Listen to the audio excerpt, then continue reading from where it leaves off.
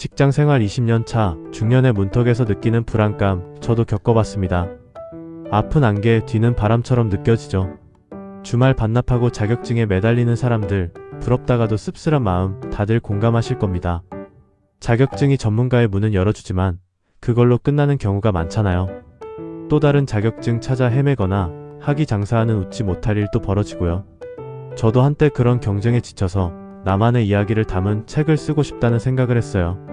그때 김태광 작가님의 당신의 책을 써라라는 책을 만났죠. 작가님의 경험을 바탕으로 책 쓰기가 얼마나 쉽고 명쾌한 일인지 알려주는 책이었어요.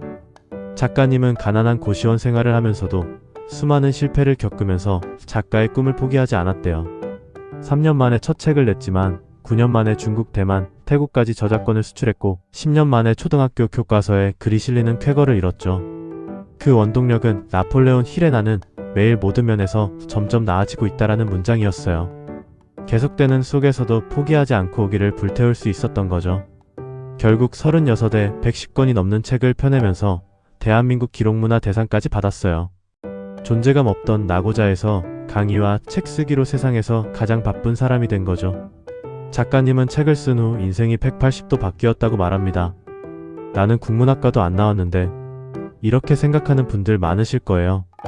하지만 베스트셀러 작가 중에 국문학 전공자는 20%도 안 돼요. 박경철 씨는 의사, 이지성 씨는 초등학교 교사였죠. 자기 일을 기반으로 책을 쓰는 게 훨씬 현실적이고 공감 가는 이야기를 만들 수 있어요. 저도 블로그에 끄적이던 글들을 모아서 책을 냈는데 글을 쓸수록 자신감이 붙더라고요. 글 잘 쓰는 방법 3가지 팁을 드릴게요. 첫째, 독서를 많이 하세요. 둘째, 징징대지 말고 일단 쓰세요. 셋째, 메모하는 습관을 들이세요. 김수현 작가님은 드라마 작가는 만들어지는 게 아니라 스스로 재능과 노력으로 성장해야 한다라고 했죠. 결국 책 쓰기는 자신과의 싸움입니다. 베스트셀러가 되려면 4가지 요소가 필요합니다. 첫째, 시대적 이슈와 타이밍이 맞아야 해요. 둘째, 목표 독자층을 명확히 해야 합니다. 셋째, 제목이 중요합니다. 나는 아내와 결혼을 후회한다 탁치고 정치 아프니까 청춘이다처럼 눈길을 사로잡는 제목을 지어야죠. 넷째, 마케팅입니다. 광고 효과를 무시할 수 없으니 초기 작가는 대형 출판사보다 소규모 출판사가 유리할 수도 있습니다. 하지만 자비 출판은 절대 피하세요. 작가 이미지에 치명적일 수 있습니다. 보통 책 한 권 분량은 A 사용지 110장 정도예요. 논문처럼 딱딱하게 쓰지 말고 에세이처럼 술술 읽히게 쓰는 게 중요합니다. 해밍웨이는 초고를 걸레라고 불렀대요. 일단 가볍게 쓰고 퇴고를 통해 완성도를 높이는 거죠. 퇴고는 작가의 모든 에너지를 쏟아붓는 과정이라고 합니다. 원고가 완성되면 출판사에 보내야겠죠. 초보 작가일수록 불안해서 여러 군데 막 보내는 경우가 있는데 3군데씩 2주 간격으로 보내는 게 좋습니다. 출판사 입장에서는 여러 곳에 원고 보내면서 저울질하는 작가를 별로 안 좋아하거든요.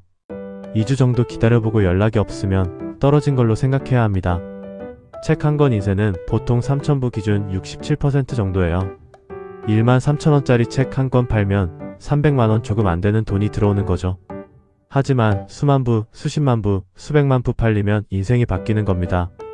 강사료도 확 올라가고요. 자격증 학위 다 좋아요. 하지만 저는 책 쓰기를 통해서 저만의 이야기를 세상에 전하고 인생의 새로운 도약을 꿈꾸고 싶습니다. 당신의 책을 써라가 저에게 준 용기처럼 불안감을 극복하고 깊이 있는 전문가로 거듭나는 길을 걸어보려고 합니다. 쉽지 않겠지만 나는 매일 모든 면에서 점점 나아지고 있다라는 믿음을 가지고 멈추지 않고 나아갈 겁니다.